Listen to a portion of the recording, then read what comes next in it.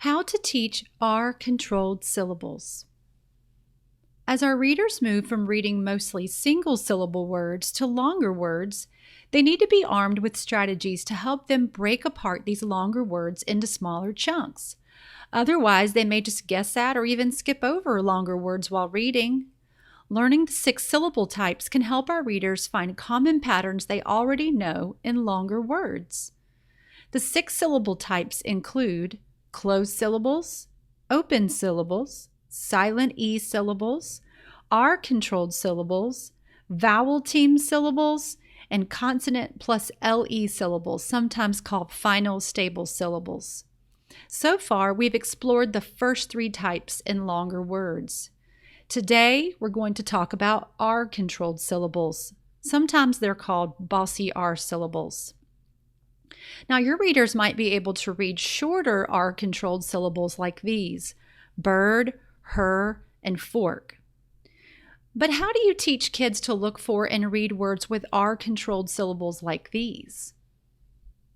First, I recommend you build off what your readers already know. If you've gotten this far with teaching syllables, you've probably already taught them how to divide words that have an open and closed first syllable. So words like yogurt allow learners to apply what they already know about dividing syllables with that open first syllable.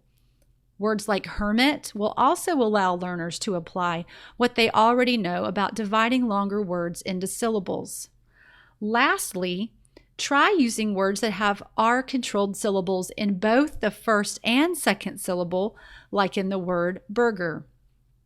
Now let's walk through the steps of teaching learners how to identify and read words with R-controlled syllables or bossy R syllables, like this word. Like all the other words we've studied so far, we're going to find the vowels in the word first. Circle or label them. I will use a V for vowel. You want to teach them to look in between the 2 vowels for consonants, and this one's got 1. And when there's 1 consonant in between the vowels, the consonant usually goes with the second syllable. Once the longer word's been divided, look at each syllable. Let's look at the first one. It's an open vowel O. There's no consonant to block in the O, so the vowel is free to say its name out the door. Yo!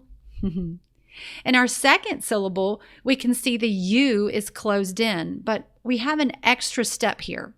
We want to ask the reader, is the vowel followed by an R, or is it closed in by an R? And if the answer is yes, it's a bossy R pattern, as we can see here. So the U is not going to make its short sound. It is going to be controlled by the R, to make girt. So we have yo-gurt, yogurt. Now let's break apart this word. Find those vowels, label them or circle them. Look for consonants in between the vowels. This should all sound very familiar. And when there's 2 consonants in between the vowels, you're going to split the word between the 2 consonants. Now let's look at each individual syllable. Let's look at the first one. We see we do have a vowel that's followed by a consonant. It's closed in, but we still have that extra step to ask ourselves, is the vowel followed by or closed in by an R? And if the answer is yes, it's a bossy R pattern, and that's the case in this syllable. So the vowel will not make its short sound in this syllable. It's going to make the sound to make her. In our second syllable, we see that the I is closed in, but it's not closed in by an R, it's closed in by a T. So the I is going to make its short sound, mit. So then we have her, mit, hermit. Okay, let's break apart a word now with 2 R-controlled syllables. But this is going to be very familiar. Find your vowels, label them or circle them. Find your consonants in between. Is it 1 or 2? In our case, we've got 2. You might label them or underline them. We need to remember to split the word right between the 2 consonants. And now let's look at each individual syllable.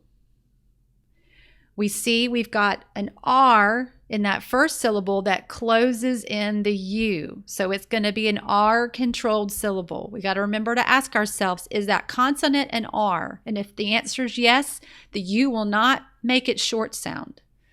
So we've got burr.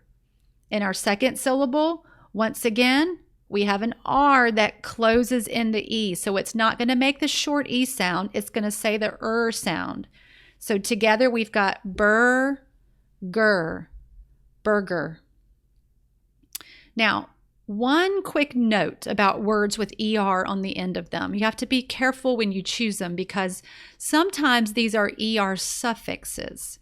So instead of dividing these words between the two consonants, we want to encourage learners to divide them based on their meaning. And here's what I mean. So you would divide these words between the base word and the suffix. And this gets into the realm of vocabulary, and it's really good to help them understand their word meanings.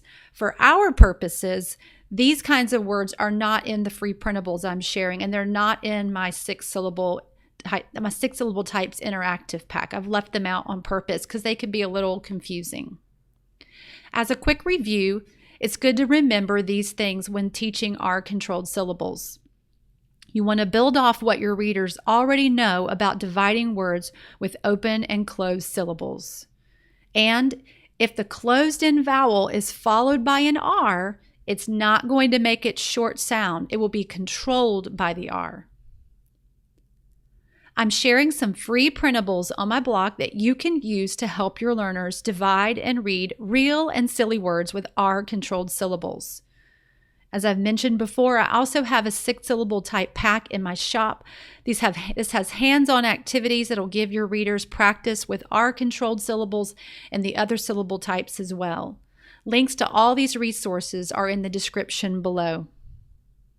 Thank you so much for joining me at This Reading Mama, where you'll find hands-on learning for home or school.